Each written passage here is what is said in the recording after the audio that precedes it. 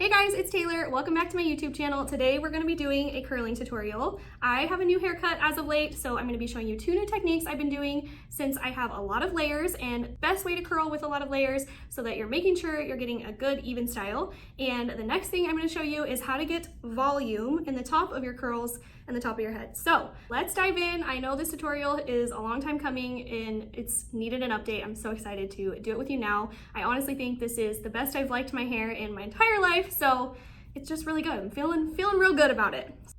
So first things first, let's section out the first layer.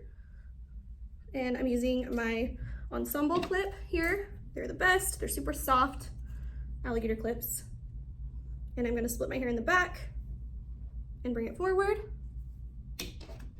Take my curling iron. I'm using a 1 1/4 today. I really go back and forth between the 1 1/4 and the 1 inch. If you have hair that's super hard to hold a curl, I would say use a 1 inch.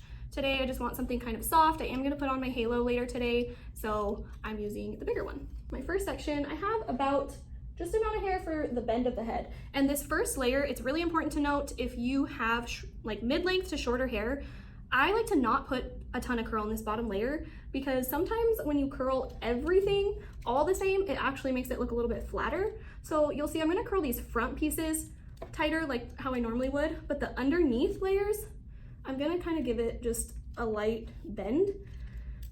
Because if you have something that's curled kind of different than the rest, it gives the rest of the hair something to kind of bounce off of, versus if it's all curled the same on your whole head, it kind of clumps together. So I'm just leaving this kind of with just a little bit of a bend, and especially because I'm gonna put on my halo, it just makes it blend better. So I'll kind of show you a little bit more about that at the end. So I'm just taking the front section, I'm going in at the top with my clamp facing out because it's gonna push the hair back. And you'll notice that as soon as I put it in, I already start turning it. That's how you prevent getting a crease. So I'm gonna go down, curl these pieces a little bit tighter in the front, maybe one more on this top layer. Just slide it down a little bit, and then that underneath layer, again, I'm gonna do just something really light. All right, next section. So now I'm gonna kind of get a little bit tighter with it, and I'm gonna go in close to the root and have my curling iron be the tightest at the root. And then once I get that, I'm gonna kind of loosen it down the bottom.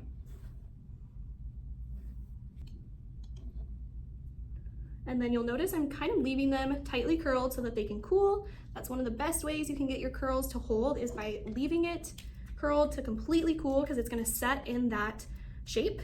It will last you a lot longer. So these sections from the back, I'm gonna note too, that I'm holding it up and out, but I'm bringing it forward so that I can see. But the reason I'm holding it up and out is because I want the iron to get as close to the root as possible. Because if I bring it down here and I start right here, that's only this little bit to get curled, and you really want most of the curl at the base. So if you hold it out and you stick that really close to your root, you're starting that volume and that turn of the curl a lot higher on the section. So this top part is where I have a lot of my layers in the crown section of my head, and this is where that technique for having layers is super important. So basically, you'll see in the crown here, I have all these layers that kind of like swing forward. If you've seen me blow out my hair, you know I have layers that go all the way down. So the key when you have layers and you're curling your hair is to make sure that each section is the same length. You don't want to curl this top shorter layer with a piece that's longer on the bottom, because the ends are at different points. So if you curl these together, then your ends of this piece are going to get curled super tight, and these are going to be curled more loose. So if you want the curls to be even and you want that light, soft, natural look, you want to curl them separately so that you can have control over where you're getting the tightness of the curl in the section and where you're keeping it loose. Now my next trick also pertains to the crown area. One thing I've been doing to try and get a little bit more volume in my curl is setting the curl and letting it cool in the opposite direction that it's gonna go. So let me show you what I mean by that. I'm gonna take this top section here and I'm gonna curl it. Like I said, all these layers are the same length. I'm gonna curl it pretty tight, heat it up really well. I'm gonna keep that tight, keep that twist, and I'm gonna flip it over. And I'm gonna let it cool. See how it's kind of bouncing up because it's going the wrong way? So I'm gonna leave that there and just let it cool on that side. I'm gonna take the next section down and do the same thing. Curl it pretty tight, twist it to make sure you keep that curl intact, and then flip it over.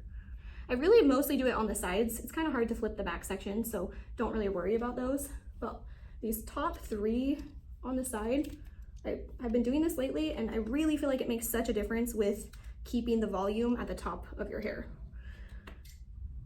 So now I'm going to let those cool for a minute and just kind of work on the back sections before I flip it over.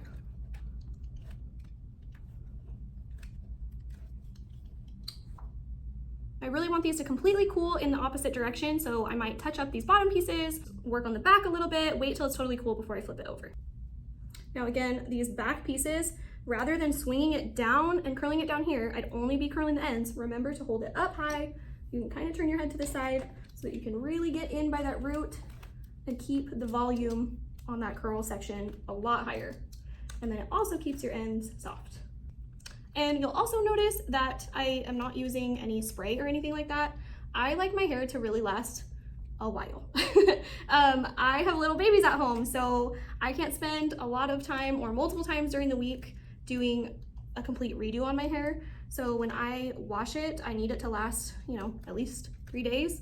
So I find that if I use product on the first day, it doesn't last as long. So I try to save the product for when I'm trying to really fluff it up and make it last those extra days. That's just a personal preference. I will say I also have curly hair texture naturally, which I feel like holds a curl better. So I don't really have an issue with the curl holding. If you do have an issue with the curl holding and you need to use product on the first day, I recommend using a texture spray. It's a powdery, light base, so it's not gonna weigh it down. It's just gonna give it a little more grip for that curling iron to hold and work through. Okay, now that these are cooled, I'm gonna flip them back over. And you'll see, look at all that volume. That's amazing, totally what I need. So I'm just gonna flip that over, let it continue to cool a little bit longer while I do my bang pieces and maybe do the other side, and then I'll show you the reveal at the end. Now, these bang pieces, I have like short and tapered, and I like them to just kind of almost give me like a curtain bang look. So I don't really curl them. What I do is I'll put the iron in and I'll swing it towards the middle. So it's just kind of curling the middle of the section and the ends, so that it just gives that like swoop. And then it frames my face really nice. So I'm gonna kind of do that on both sides. Again, a huge thing too with making sure the section is the same length, because I have all those layers that angle down. I don't wanna take this whole thing, even though they're all kind of bang pieces. I'm taking the shorter one first and making sure to curl that. And then I'll take these that are longer and curl them separate. Now I'm gonna flip that over on the other side again, curling it tight at the root. Now I'm gonna kind of lengthen and soften, twist, and flip it over. Get the next section, really get it tight at the root.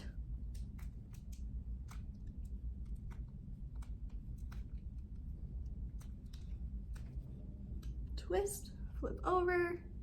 So I'm not really flipping anything close to the ear. I'm definitely going like probably a good 3 to 4 fingers above my ear. It's those top crown sections. Like all the underneath sections that are already cooled, you can start to kind of brush out a little bit.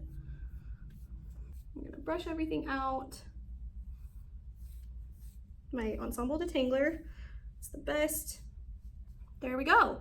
So you can see I have all this volume at the top now because I set that going the opposite direction and really let it cool. And now I just have some nice soft waves, and like I said too, remember this section that I didn't really curl?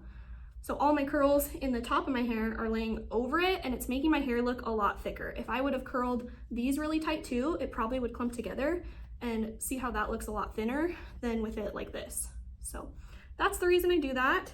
All right, so that's my new updated curl tutorial. Those are my 2 new techniques. If you have layers, make sure you're taking sections that are the same length so your curls are uniform. And if you want to try to set some volume, try flipping those curl sections over to the opposite side and letting them cool.